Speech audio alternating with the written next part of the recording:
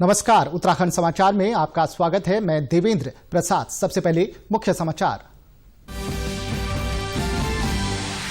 कोविड-19 से जंग के लिए आयुष मंत्रालय ने जारी की मानक संचालन प्रक्रिया। केंद्रीय स्वास्थ्य मंत्री डॉक्टर हर्षवर्धन ने कहा, आयुर्वेद औषधियां रोग प्रतिरोधक क्षमता बढ़ाने में सहायक। 15 अक्टूबर से खुलेंगे सिनेमा हॉल। सूचना और प्रसारण मंत्री प्रकाश जावड़ेकर ने जारी की मानक संचालन प्रक्रिया। हॉल क्षमता से 50% दर्शकों को ही मिलेगी अनुमति।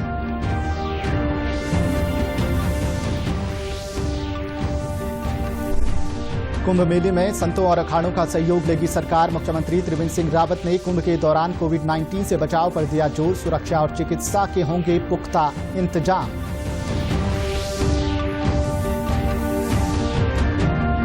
और केदारनाथ धाम जाने वाले तीर्थयात्रियों की होगी थर्मल स्क्रीनिंग। कर्मचारियों और पुजारी की भी होगी सैंपलिंग। घोड़े खच्चर स्वामियों की गौरीकुंड में 8 अक्टूबर को होगी कोरोना जांच। अब खबरें विस्तार से।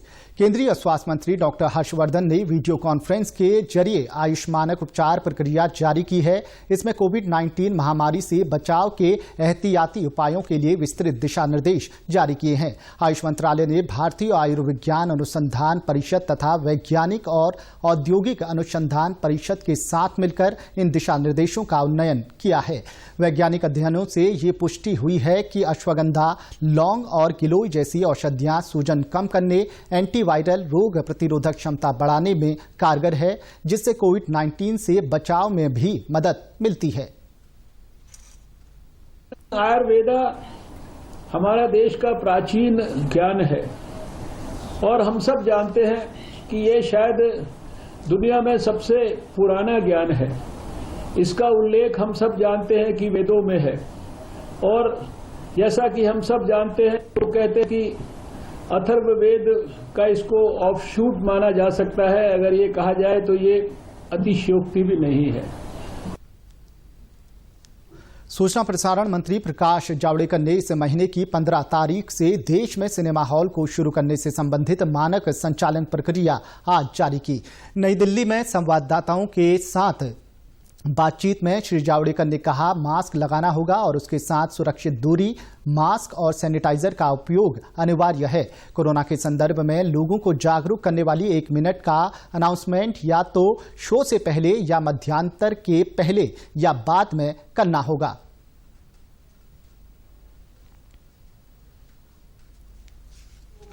आ सकेंगे।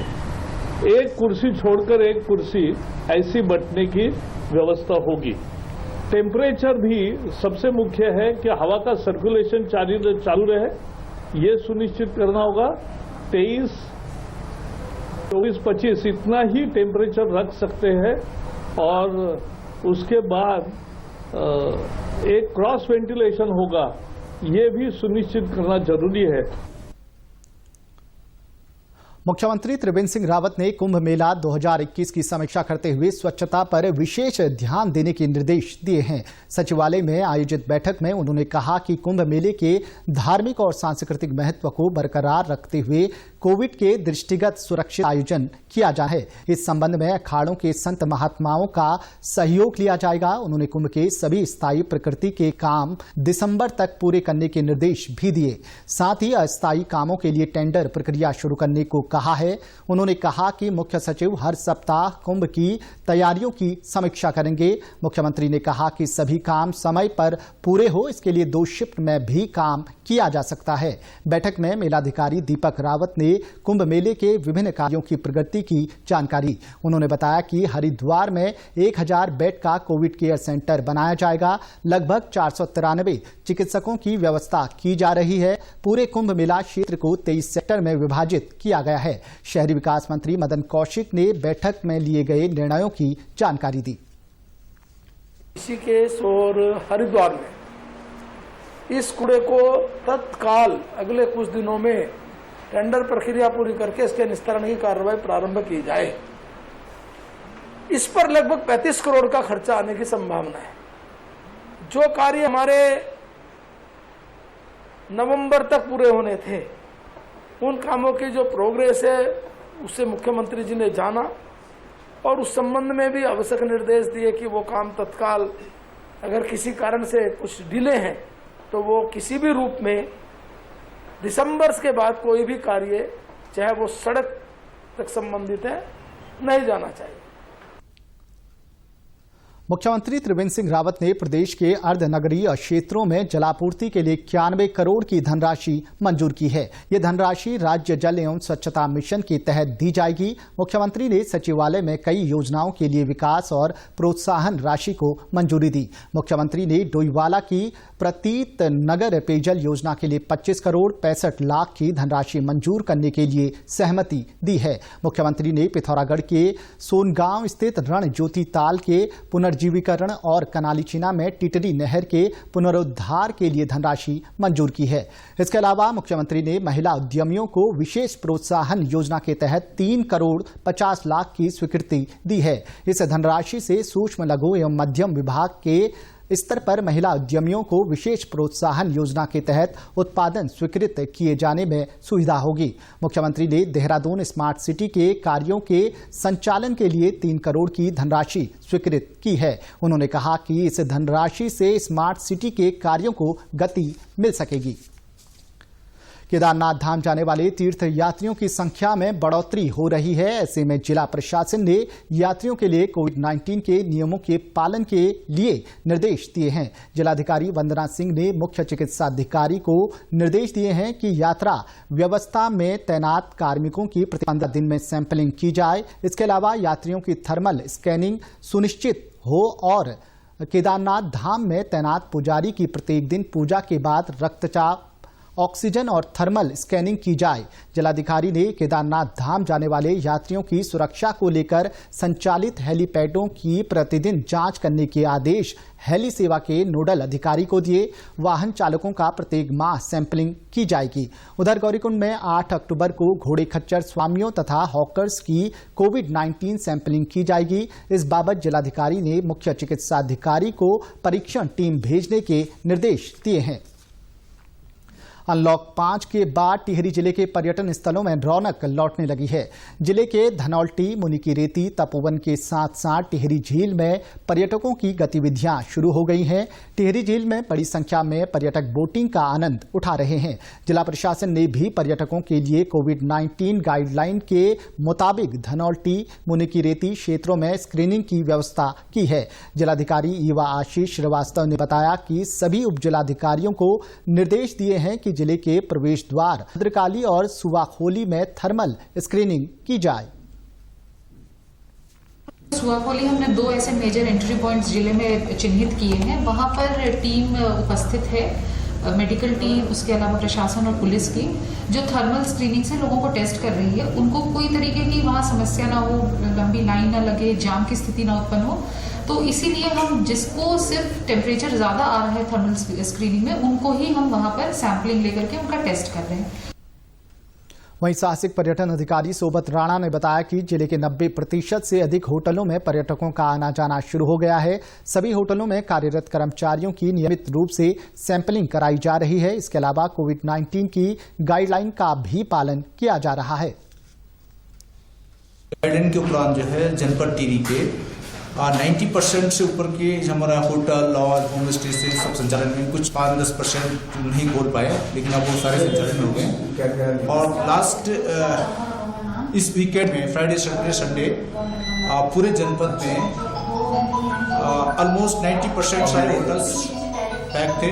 एडवेंचर की सारी एक्टिविटी शुरू हुई, रिवर राफ्टिंग, बोटिंग और जो भी पैराग्लाइडिंग, साइकिलिंग, ये सारी गतिविधियां शुरू हो चुकी हैं।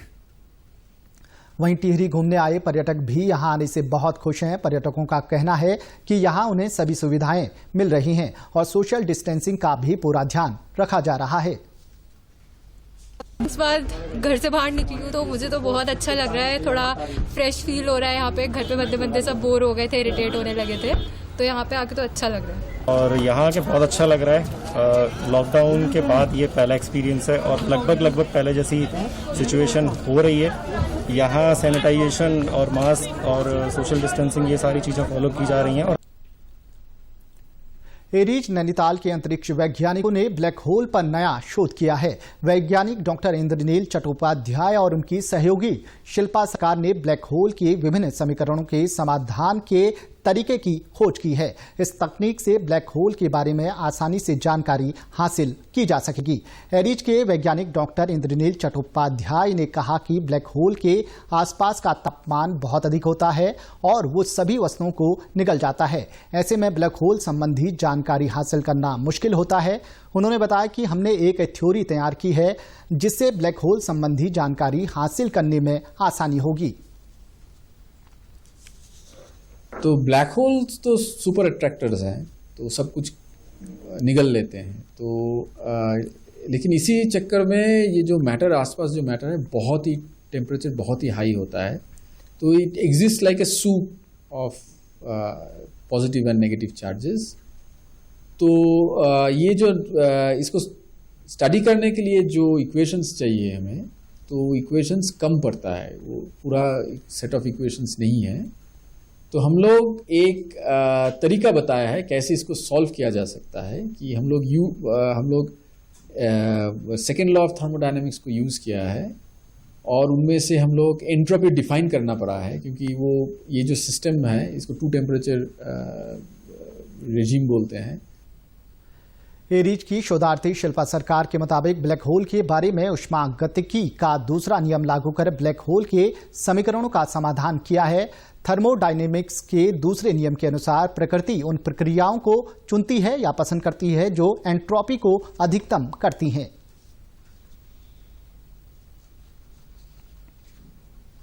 हम लोगों ने ये सेकेंड लॉ ऑफ थर्मोडायनेमिक्स जो है एंट्रोपी मैक्सिमाइज करने का एक फॉर्मूला दिया है, जिससे हम लोग ये डीजेनरेट सॉल्यूशंस में से एग्जैक्ट क्या सॉल्यूशन होगा वो सिलेक्ट कर पाए और उससे हमें एक्चुअल स्पेक्ट्रम मिला। तो ये मेथोडोलॉजी फॉलो करके हम लोगों ने ब्लैक होल मतलब हाई मास ब्लैक होल, लो मास ब्लैक होल, मतलब ये सब डिफरेंट सराउंडिंग्स के हम लोगों ने काम किया। अखिल भारतीय आयुर्विज्ञान संस्थान एम्स ऋषिकेश के डॉक्टरों ने सोमवार को ब्रेन हैमरेज के एक मरीज का सफल इलाज किया। इस मरीज को पौड़ी से एयरलिफ्ट कर यहां लाया गया था। एम्स लाए गए पौड़ी गढ़वाल निवासी इस डॉक्टर का जब सिटी स्कैन किया गया तो पता चला कि उनको ब्रेन हैमरेज हो गया है। सोमवार को डॉक्टरों ने एंडोवेस्कुलर क्वालिंग तकनीक अपनाकर इस मरीज का उपचार किया। मरीज का इलाज करने वाले interventional neuro radiologist doctor Sandeep Budhathoki ने बताया कि इस प्रक्रिया में जांघ के पास 2.5 mm का सुराख करके वहां से नसों के जरिए कैथेटर को ब्रेन हैमरेज वाली जगह पर पहुंचाया गया और दिमाग के हैमरेज वाले हिस्से को क्वाइल किया गया। उन्होंने बताया कि मरीज अब पूरी तरह से खतरे से बाहर है। उन्होंने बताया कि इस विधि से उपचार करने से मरीज जल्द रिकवरी कर सकेगा। इस ब्रेन एन्यूरिज्म का आज हमने सफलतापूर्वक इलाज किया। हमने एक आधुनिक तकनीक जिसको एंडोवेस्कुलर टेक्निक कहते हैं उसके जरिए इस एन्यूरिज्म का इलाज किया। इस तकनीक में जान की नसों में एक छोटा सा छेद किया 2 से 3 मिलीमीटर का और उस नसों के रास्ते से हम दिमाग की नसों तक पहुंचे और जो दिमाग की नस फट गई थी उसको हमने बंद किया। मरीज अभी खतरों से बाहर है। मुख्य सचिव ओम प्रकाश ने अधिकारियों को निर्देश दिए हैं कि निवेश प्रस्तावों को प्राथमिकता के आधार पर टिप्पणी दी जाए ताकि इन प्रस्तावों पर तेज गति से काम किया जा सके। राज्य प्राधिकृत समिति की बैठक में मुख्य सचिव ने कहा कि उद्योग क्षेत्रों और उद्यमियों की समस्याओं के समाधान के लिए उद्योग और आवास विभाग की संयुक्त टीम बनाएं। उन्होंने अधिकारियों को मानकों में छूट देने के लिए समिति को रिपोर्ट देने के निर्देश भी दिए। बैठक में लगभग 543 करोड़ रुपए की लागत वाले 9 प्रोजेक्ट के औद्योगिक प्रस्तावों को समिति द्वारा स्वीकृति प्रदान की गई है। उत्तराखंड के समाचारों में बस इतना ही। चलते चलते मुख्य समाचार एक बार फिर। कोविड-19 से जंग के लिए आयुष मंत्रालय ने जारी की मानक संचालन प्रक्रिया। केंद्रीय स्वास्थ्य मंत्री डॉक्टर हर्षवर्धन ने कहा आयुर्वेद औषधियां रोग प्रतिरोधक क्षमता बढ़ाने में सहायक।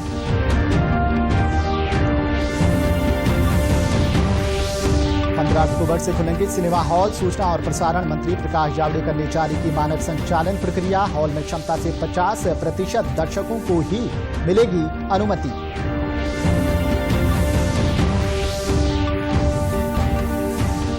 कुंभ मेले में संतों और अखाड़ों का सहयोग लेगी सरकार। मुख्यमंत्री त्रिवेंद्र सिंह रावत ने कुंभ के दौरान कोविड-19 से बचाव पर दिया जोर। सुरक्षा और चिकित्सा के होंगे पुख्ता इंतजाम। और केदारनाथ धाम जाने वाले तीर्थयात्रियों की होगी थर्मल स्क्रीनिंग। कर्मचारियों और पुजारी की भी होगी सैंपलिंग। घोड़े खच्चर स्वामियों की गौरीकुंड में 8 अक्टूबर को होगी कोरोना जांच।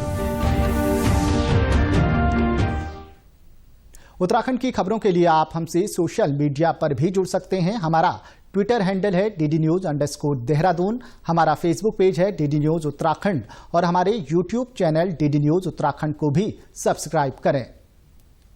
कोरोना संक्रमण से बचने के लिए मास्क का अनिवार्य रूप से और सही ढंग से प्रयोग करें। साथ ही सामाजिक दूरी का ख्याल रखें। नियमित रूप से हाथ धोएं और याद रखें, कोरोना को हराना है, मास्क जरूर लगाना है। नमस्कार।